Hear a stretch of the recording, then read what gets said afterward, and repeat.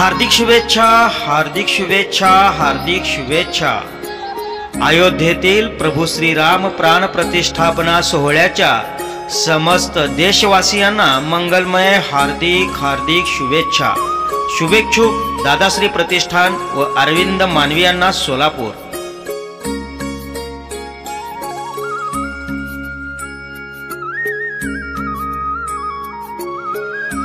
तेच आम्ही रेल्वेनं सोलापुरातनं निघालो।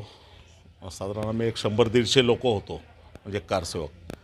आणि जसं जसं जवळ आलो तसं लोक आपले काही कार्यकर्ते जरा काय असेल भिवून असेल किंवा काही घरचं आठवण आलं असेल किंवा काय तर असेल ते मागं सरकत गेले। त्यात काही मान्यवर पण आपले आजचे माझी काही मी नावं घेऊ शकत नाही ते लोक पण अर्धवट सोडून आले।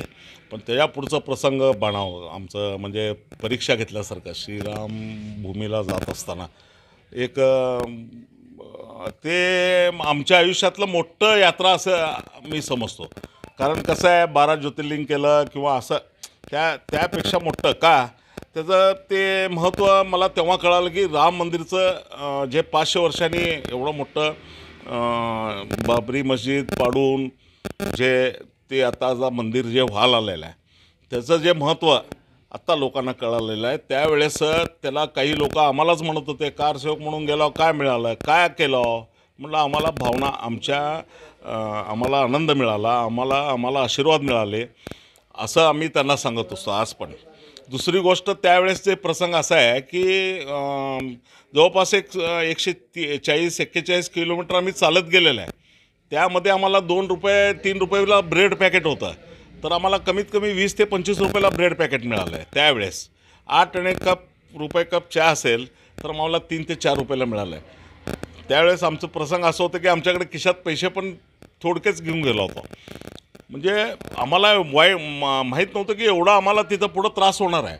लाठीचार्ज झालं किंवा अनेक प्रसंगाला आम्ही तोंड देत अयोध्येत आम्ही पोचलेलं आहे। हनुमान गडीच्यापासनं आम्ही जवळ जाऊन तिथं पळापळी सगळं जवळनं बघितलं। अशोक सिंगल साहेब होते, विनय कटियार साहेब होते, साध्वी ऋतंबरा देवी आणि आपले उमा भारती हे सगळे त्या ठिकाणी होते। त्यावेळेस तिथं होते जाणीवपूर्वक बोलावलेलो। आज जर बाळासाहेब ठाकरे साहेब आपले हिंदू हृदय सम्राट जर असतील जिवंत असतील तर त्यांच्या एवढा आनंद कोणाला झाला नसता असं मला प्रामुख्यानं वाटतं। कारण त्यावेळेस त्यांनीच धाडस दिलं की आम्ही आम्ही केलं म्हणून समजा म्हणून त्यावेळेस जे धाडसानं उत्तर दिलं ते धाडस त्यांनी दाखवलं त्यावेळेस दाखवलं। त्यांना आमचं नमन आहे, साष्टांग नमन आहे।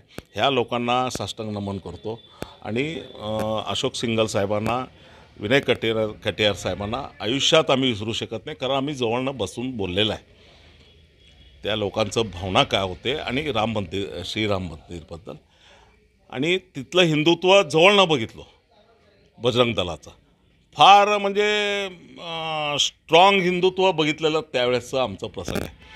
पायाला तेल लावून आम्हाला पाठवतं ते प्रत्येक गावातनं म्हणजे आम्ही 10-12 गावातनं आम्ही पोचोस तर आम्हाला चालत जाताना 10 ते 12 गावं लागले।